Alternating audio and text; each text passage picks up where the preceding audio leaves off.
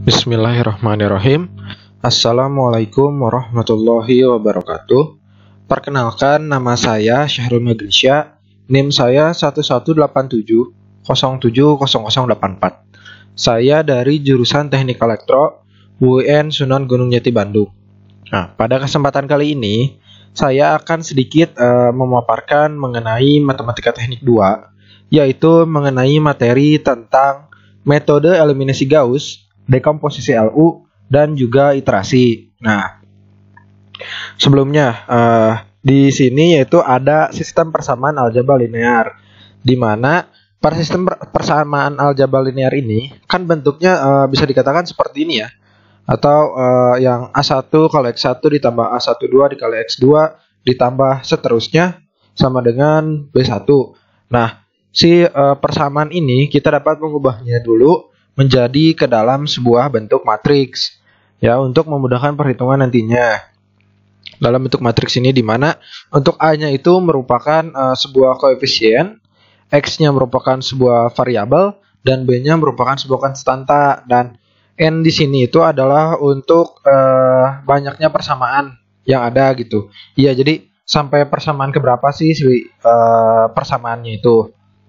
Nah, dalam penyelesaian dalam metode ini, ya kan, untuk sistem persamaan aljabar linear ini ada 3, di mana yang pertama yaitu ada metode eliminasi, dan dibagi menjadi 2, yaitu eliminasi Gauss dan juga Gauss-Jordan. Yang kedua yaitu ada metode iterasi, yaitu ada iterasi Jacobi dan juga Gauss-Seidel. Dan yang terakhir yaitu ada metode dekomposisi, yaitu dekomposisi LU dan juga Cholesky. Oke. Nah, sebelum masuk ke materi, di sini ada dasar dari yang harus kalian kuasai dalam mempelajari materi ini, di mana dasarnya itu kalian harus menguasai matriks itu sendiri, karena kan tadi kan dari persamaannya kita merubah jadi matriks kan.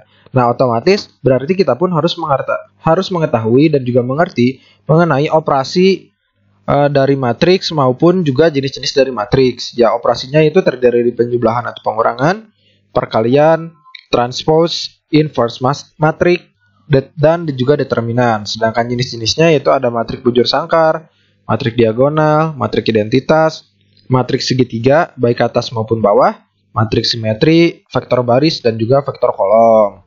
Oke. Nah, dalam sistem penyelesaian sistem persamaan linear ini terdapat 4 penyelesaian ya. Nah, yang pertama yaitu penyelesaiannya ada, tetapi jawabannya tunggal, di mana pada kondisi ini itu merupakan kondisi yang baik gitu. Ya, kenapa? Karena hanya terdapat satu jawaban saja gitu kan. Oke. Nah, dapat terlihat gitu di sini. Nah, kenapa sih jawaban itu bisa tunggal? Karena secara grafik bisa dilihat bahwa antara dua garisnya di dalam sistem persamaan linearnya itu saling bertemu di dalam satu titik saja gitu, sehingga nanti hasilnya pun hanya akan sama dengan 1 dan akan mudah gitu untuk dihitungnya, seperti itu. Nah, selanjutnya yang kedua yaitu penyelesaiannya ada, tetapi kondisinya buruk, di mana untuk kondisi ini itu berhimpitnya atau bertemunya di banyak titik, seperti itu. Jadi kalian bisa menghitungnya di bagian sini, bagian belah sini ya, yang ada kotak hitam. Nah, di bagian manapun di kotak hitam itu tersebut gitu. Masuk kotak hitam itu di situ hanya menandai saja ya. Nah, di situ gitu. Sehingga hasilnya pun akan banyak gitu sebenarnya gitu. Kita bisa menghitung di mana saja gitu. Kondisinya di sini buruk gitu. Oke, selanjutnya itu penyelesaiannya tak ada. Nah, untuk penyelesaian yang tak ada ini, persamaan linearnya itu bisa dikatakan saling intinya saling garis lurus, dan ketika sampai manapun si persamaan linear itu, kedua persamaan linearnya tidak akan saling bertemu seperti itu, sehingga tidak akan ditemukannya hasil dari penyelesaiannya. Yang selanjutnya yaitu ada penyelesaiannya yang tak berhingga. Nah, di sini itu penyelesaian tak berhingganya itu di antara kedua dari persamaannya itu saling berhimpit terus-menerus dari awal maupun sampai akhir gitu, sehingga kita bisa menghitungnya kan di mana saja gitu, dan itu bisa dikatakan penyelesaiannya tak berhingga karena perhitungan bisa dilakukan dari awal sampai akhir gitu. Dan ya, balik lagi ke persamaan linear itu kan ya tak terhingga gitu, akan terus panjangnya akan terus gitu kan. Oke. Nah, kita langsung masuk ya ke materi. Nah, di sini yang pertama yaitu ada eliminasi Gauss, yang kita bahas. Nah, kan yang pertama sistem persamaan itu dirubah kan tadi ya ke dalam bentuk ke dalam suatu bentuk matriks. Nah, ketika sudah di dalam suatu bentuk matriks, kita melakukan forward elimination atau bisa dikatakan kita melakukan OBE, di mana OBE-nya itu kita membentuk sebuah bentuk matriks segitiga ya, dalam bentuk matriks segitiga. Nah, seperti itu.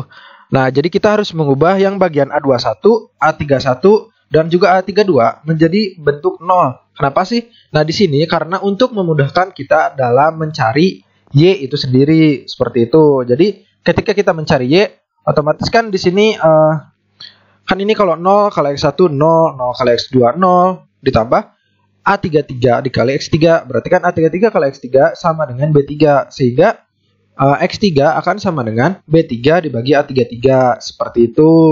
Nah, untuk yang lainnya pun sama gitu kan, karena kan yang di sininya nanti sudah diketahui dong angka si X3 itu berapa, sehingga kita bisa mencari dari X2 maupun juga X1-nya, seperti itu.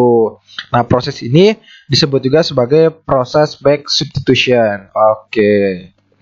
Nah, di sini ya untuk penjelasan yang tadi kita mengubah yang bentuk A21, A31 dan juga A32-nya ke dalam bentuk matriks segitiga gitu.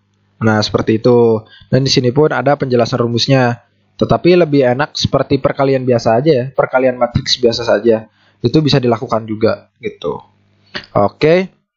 Nah, di sini ada algoritma dari eliminasi Gauss itu sendiri, di mana algoritma ini digunakannya dalam proses ya dalam pembentukan suatu software atau apapun itu. Nah, di sini tuh enaknya adalah ketika kita sudah menguasai dari sini eliminasi Gauss secara perhitungan biasa, maka kita pun akan dengan mudah membuat dari algoritmanya itu sendiri, seperti itu. Oke. Ini seperti ini ya. Nah, selanjutnya di sini ada contoh soal dari eliminasi Gauss. Nah, ya. Sebentar. Nah, contoh soalnya di sini ya kita menggunakan proses yang tadi ya. Kita tinggal masukin saja angka-angkanya seperti tadi gitu. Untuk misalkan X1-nya sekian, X2-nya sekian. Nah, ini hanya pengecekan saja, ini tuh hanya pembuktiannya saja gitu. Menggunakan eliminasi Gauss itu seperti apa. Oke, segitu saja mungkin ya. Karena bisalah kita menghitung dari contoh soalnya itu sendiri. Nah, di sini ada perbedaan dari eliminasi Gauss dan inverse matrix ya. Nah, untuk eliminasi Gauss ini, eliminasi Gauss-Jordan ini, yang pertama kita bisa mengubah dari bentuk matriks A-nya ini menjadi bentuk matriks identitas gitu. Sehingga ketika sudah dalam bentuk matriks identitas, kita dapat dengan mudah untuk menghitung dari X1, X2 maupun X3 seperti rumus yang tadi. Jadi rumusnya ya tinggal seperti ini, yaitu X1 sama dengan B1, X2 sama dengan B2, atau X3 sama dengan B3, seperti itu. Ya, karena akan lebih mudah gitu. Nah, untuk yang inverse matrix ini sendiri, ini seperti melakukan perhitungan dalam perkalian matriks seperti biasa. Kan contohnya kan kalau di soal ini adalah A dikali X kan. A kali X sama dengan B. Nah, ketika kita ingin mengetahui X-nya dalam perhitungan matriks, yaitu dengan cara X sama dengan A inverse dikali B gitu. Ya, seperti itu. Jadi akan lebih mudah lah gitu. Seperti itu. Nah, lalu lanjut, di sini ada algoritmanya juga dari Gauss-Jordan dan juga inverse matrix gitu kan dengan menggunakan Gauss-Jordan. Oke. Nah, kita masuk ke materi dekomposisi LU. Nah, dalam dekomposisi LU ini cara menyelesaikan sistem persamaan linearnya yaitu dengan merubah matriks sistem A menjadi matriks segitiga bawah. Nah, segitiga bawah L kan ya. Dan matriks segitiga atas U. Seperti itu. Berarti kan yang tadi bentuknya seperti ini kan. Nah, ini tuh kan tadi A. Nah, si A-nya ini kita rubah menjadi LU. Gimana? Iya gitu. Jadi si A-nya itu, matriks A-nya itu kita rubah menjadi LU. Seperti itu. L dikali U. Di mana L-nya itu menggunakan matriks segitiga bawah dan U-nya itu menggunakan matriks segitiga atas. Nah, ya jadi kan kalau segitiga bawah itu yang belah sininya ya untuk apa ya? Untuk bagian 1 2 dan juga 1 2 3 yang dirubah menjadi 0, sedangkan yang U-nya itu bagian bagian 2,1, 3,1 dan 3,2 yang dirubah menjadi 0. Tetapi di sini untuk yang U-nya itu dirubah menjadi 1 untuk bagian 11, 22 dan juga bagian 3-3-nya. Ya, seperti itu. Atau secara proses biasanya seperti ini ya. A dikali X sama dengan B. Nah, kita rubah A-nya menjadi L dikali U dikali X sama dengan B. Nah, di sini ada proses substitusi maju untuk memperoleh Z, di mana Z-nya itu adalah sama dengan U dikali X. Nah, ini ya, U dikali X. Jadi hasil akhirnya U dikali X sama dengan Z, itu untuk menentukan Z-nya, dan ini untuk perhitungan biasanya, seperti itu. Nah, kan tadi dekomposisi LU juga terdiri dari beberapa ya. Pertama yaitu ada dekomposisi LU naif. Nah, dekomposisi LU naif ini diturunkan dari proses eliminasi Gauss, di mana untuk L atau elemen penguji MIJ-nya dalam proses eliminasi, dan juga U matriks segitiga atasnya hasil dari proses eliminasi, seperti itu. Nah, bedanya yang ini itu kan yang tadi itu untuk L-nya itu untuk yang ada seperti yang dirubah menjadi 1 itu kan di bagian U ya. Nah, untuk bagian ini yang dirubahnya itu adalah untuk bagian L-nya. Seperti itu bedanya. Tetapi untuk pengubahan dari matriksnya itu tetap untuk L matriks segitiga bawah, dan ini untuk matriks segitiga atas, seperti itu untuk U-nya. Nah, selanjutnya yaitu ada matriks dekomposisi LU crowd. Oke. Di mana matriks L dan U-nya dicari dengan menyelesaikan persamaan L dikali U sama dengan A. Gitu. Sama aja sih sebenarnya. Yang ini balik lagi seperti yang awalnya gitu. Jadi kalau yang ini itu kita mencari dulu nilai-nilai dari L dan U-nya, seperti itu. Untuk metode perhitungannya, ya bisa dilihat ya di sini untuk rumus-rumusnya. Nah, kan di sini kita langsung dapat mengetahui ya bahwa L11 itu akan sama dengan A11 kan. Ya, karena dikali 1 di sininya udah 0 semua kan. Perkalian matriks seperti biasa. Berarti I11 kali 1 sama dengan A11, berarti I11 sama dengan A11. Begitupun juga dengan yang lainnya. Untuk bagian untuk bagian satunya gitu. L11, L21, L31 maupun L41-nya, seperti itu. Ya, nah untuk yang ininya itu, untuk yang untuk yang L22-nya, untuk L22-nya itu untuk U12, untuk A12 itu kita mencarinya juga sama dengan menggunakan perkalian matriks seperti biasa, dan ada atau bisa dikatakan sebagai rumusnya ini di sini. U1J akan sama dengan A1J dibagi L11, seperti itu. Karena kan ya perkaliannya balik lagi kan. Ini dibagi ini kan. Seperti itu.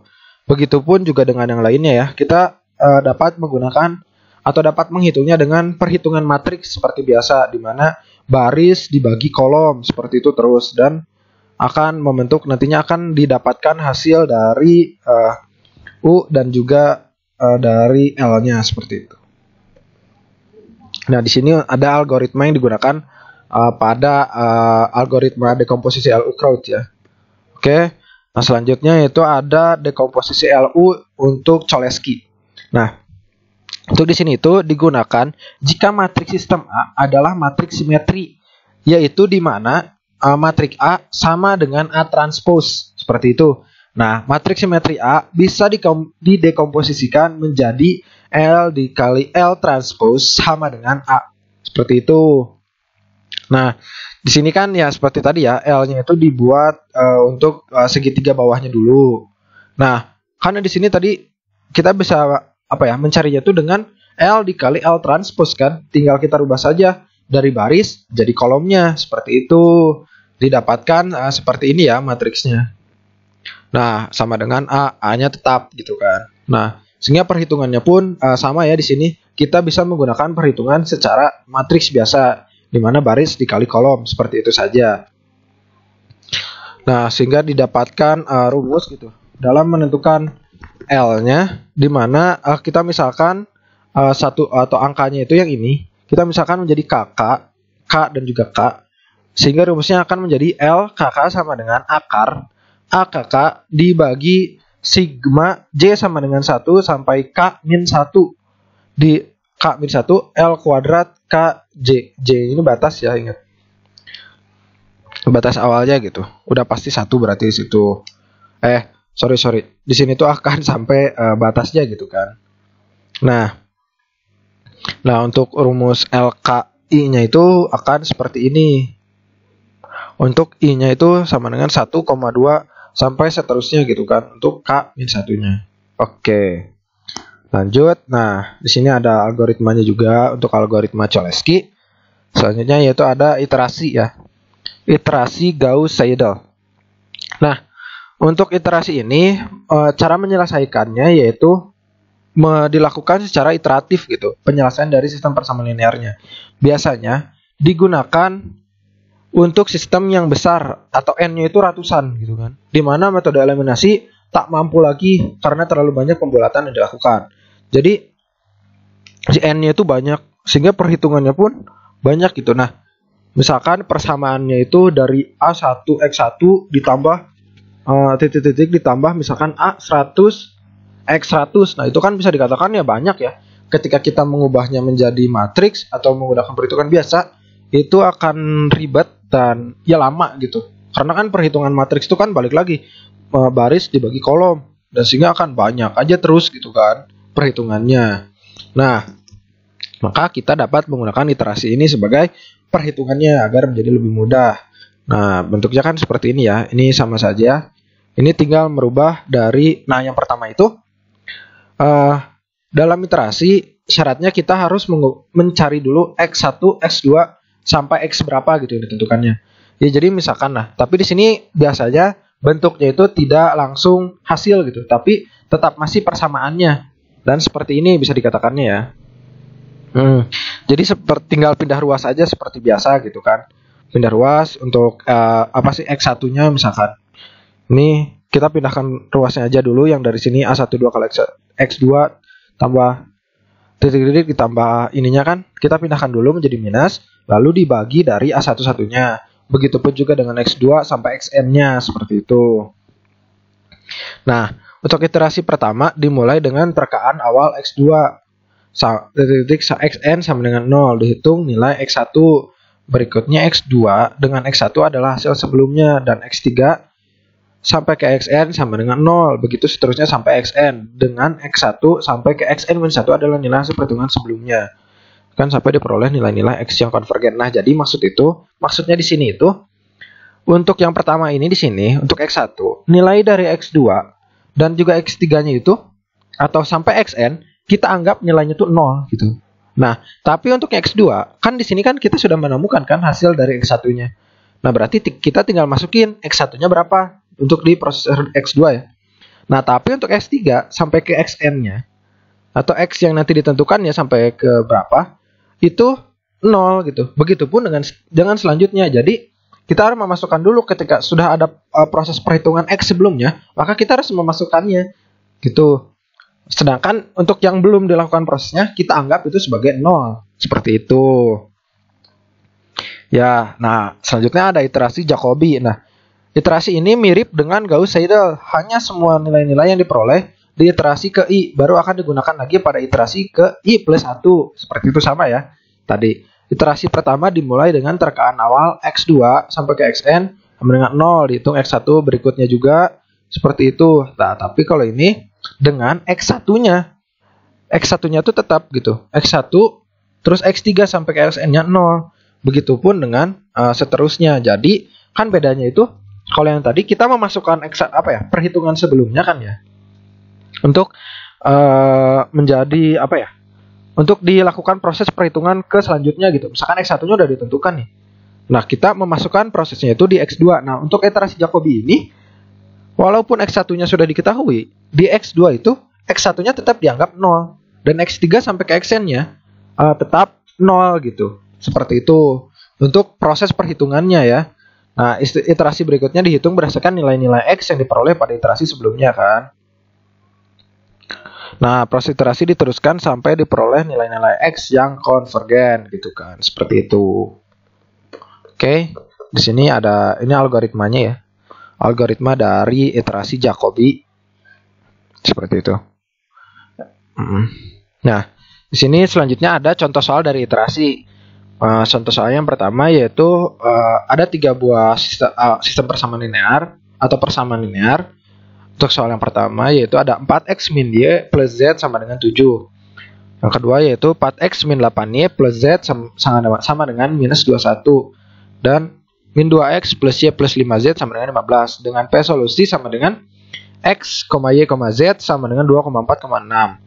Dan P outputnya akan sama dengan x, y, z sama dengan 1,2,2. Nah, carilah galat atau error dengan menggunakan metode iterasi Jacobi dan Gauss-Seidel sampai ketiga iterasi gitu kan ya.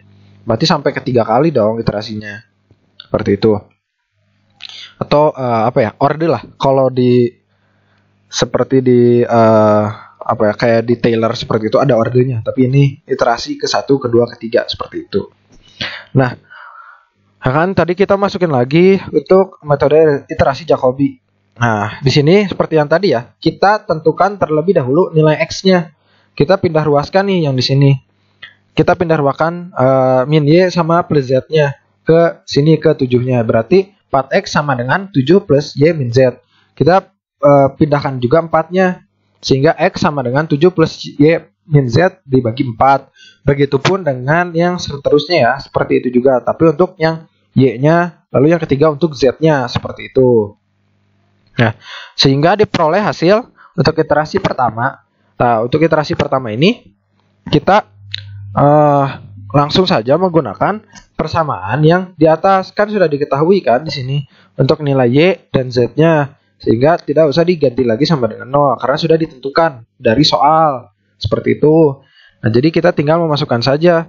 Sehingga yang X1-nya itu menjadi 7 plus 2 min 2 dibagi 4. Sehingga 7 per 4 atau sama dengan 1,75. Begitupun juga yang selanjutnya untuk Y1-nya menjadi 3,375 dan Z1-nya menjadi 3. Nah, berarti P1-nya akan menjadi sama dengan 1,75, 3,375,3. Nah, ini merupakan output dari iterasi pertama ya. Nah, untuk galatnya itu atau errornya sendiri, kita menghitung dari perhitungannya gitu kan. Ya. Nah, untuk X-nya itu dari 2 dikurangi 1,75 ya menjadi 0,25 dan Y-nya itu menjadi 4 dikurangi 3,375 yaitu 0,625 dan Z-nya 3 dikurangi 3 atau sama dengan 0. Seperti itu.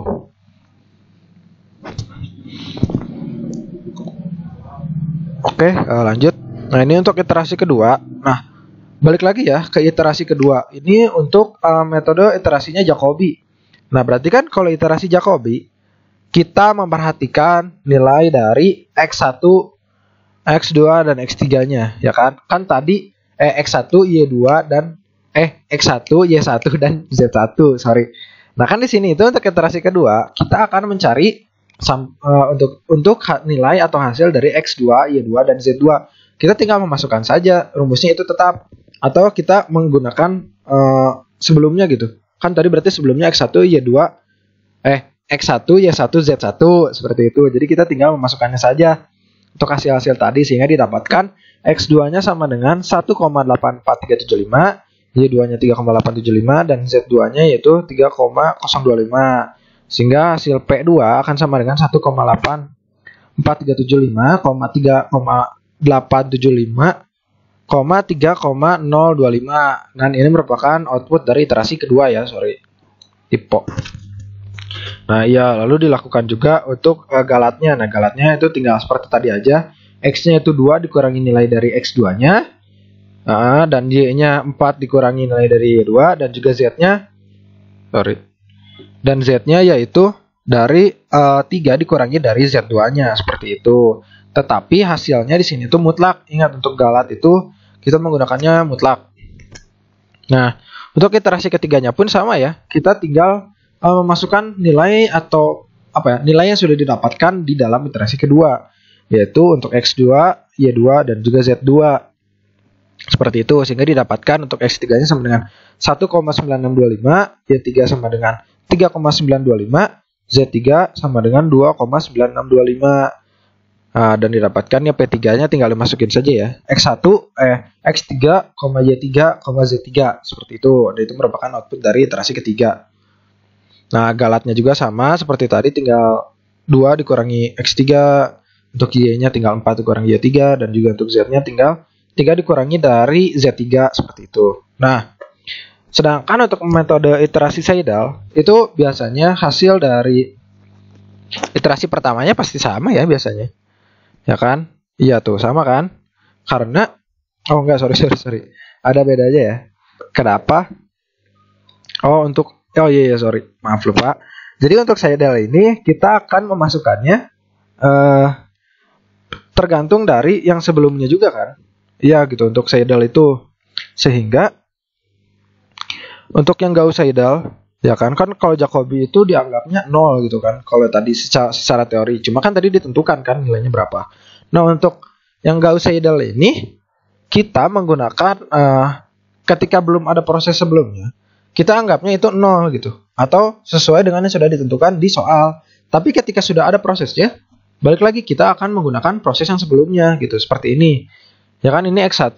Tadi kan udah ditentukan ya bahwa Z dan Z-nya itu adalah 2 dan 2. Berarti didapatkan hasilnya untuk X1 sama dengan 1,75. Nah, untuk di S1-nya ini kita menggunakan X1-nya itu dari proses atau dari nilai X1 yang tadi. Seperti itu. Nah, untuk Z0-nya kan kita belum tahu nih berapa. Berarti tetap menggunakan yang ditentukan soal tadi, yaitu yang ditentukannya adalah 2. Nah, kita tinggal masukin saja sehingga didapatkan hasil untuk Y1-nya sama dengan Y1 sama dengan 3,75. Begitupun dengan juga yang Z1. Untuk yang Z1 berarti kita masukkan nilai dari X1 yang sudah didapatkan dan juga nilai dari Y1 yang sudah didapatkan, dan sehingga didapatkan hasil dari Z1 itu adalah sama dengan 2,95. Ya, prosesnya sama ya, tinggal sesuai yang tadi aja gitu, sesuai rumus yang di sini nih. Ya, gitu kan untuk Y, X, Y dan Z-nya. Nah, untuk galatnya sama, tinggal X sama dengan 2 dikurangi X1, Y sama dengan 4 dikurangi Y1, begitupun juga dengan Z, 3 dikurangi Z1, seperti itu, dan itu digunakannya mutlak. Jadi negatif tidak berpengaruh gitu. Nah, untuk yang di sini kita juga untuk iterasi kedua, kan tadi udah ada proses kan yang sebelumnya. Berarti di sini juga kita menggunakan proses yang sebelumnya atau proses dari iterasi pertama. Seperti itu. Jadi kan untuk perhitungan X2-nya itu kan menggunakan Y. Jadi menggunakan Y1 dan juga Z1 gitu, tinggal dimasukin saja. Ini didapatkan hasil X2 sama 1,95. Nah, untuk Y2-nya kita menggunakan proses yang sebelumnya yang baru gitu. Karena kan X2-nya sudah didapatkan. Berarti kita tinggal masukin X2, sedangkan untuk Z-nya kan Z2 kita belum tahu kan berapa, ya kan? Karena memang prosesnya adalah Y2 dulu. Sehingga kita menggunakan proses yang sebelumnya lagi, yaitu proses Z1. Kita tinggal masukkan saja gitu kan, sehingga didapatkan 3,96875 untuk nilai Y2. Dan untuk Z2-nya pun sama.